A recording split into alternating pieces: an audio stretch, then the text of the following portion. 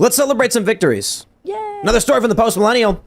Sound of Freedom is a smashing success, projected to earn over $40 million in opening week. Tremendous. It was an amazing film. I vouch for it. I give it a 10 out of 10.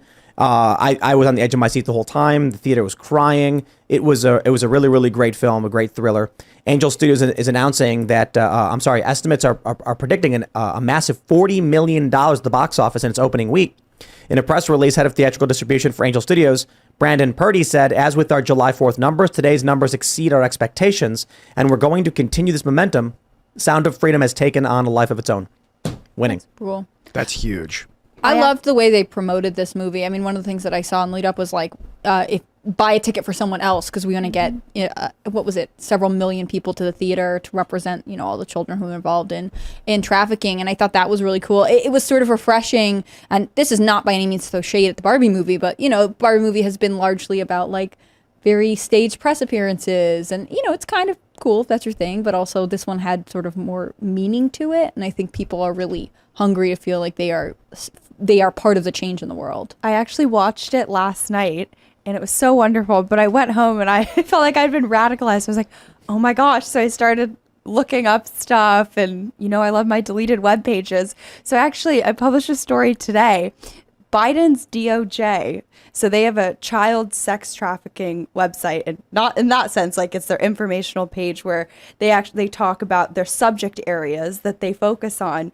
And in May of 2023, they revised, which keep in mind, weird timing, right? That's like 2 years into the administration, but they actually revised the child sex trafficking portion of the DOJ website, and they, I kid you not, removed the subheadings and multi-paragraph explanations of international sex trafficking of minors, domestic sex trafficking of minors, and child victims of prostitution. And they reworded what exactly they defined child sex trafficking as, taking out a whole blurb where they talk about how it involves like the transportation between two countries. So that made my like conspiratorial mind go like, what the heck? Your brain just lights up. If you read the blurbs that they deleted, it's literally talking about how open borders make child sex trafficking a heck of a lot easier. And when I saw that, I was like, that's like imagine you're like some Biden staffer, like your job is like you run the DOJ's website. What would take over you to delete that from the informational webpage about child like it's just bizarre. Why they do it?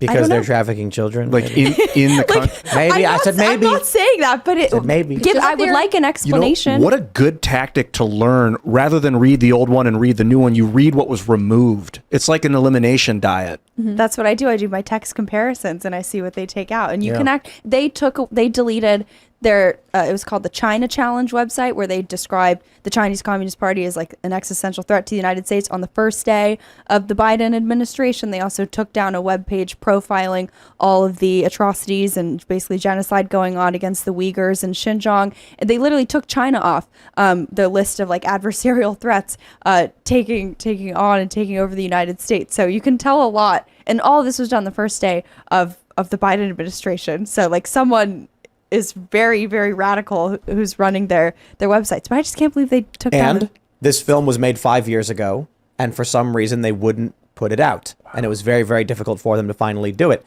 And it makes $40 million in its opening week, which is massive for any indie film. And it's really massive accounting that it made $10 million on the first day. 14.5. 14.5 on the first day. So that's $25 million in the 6 following days, which is huge for an indie film to go from...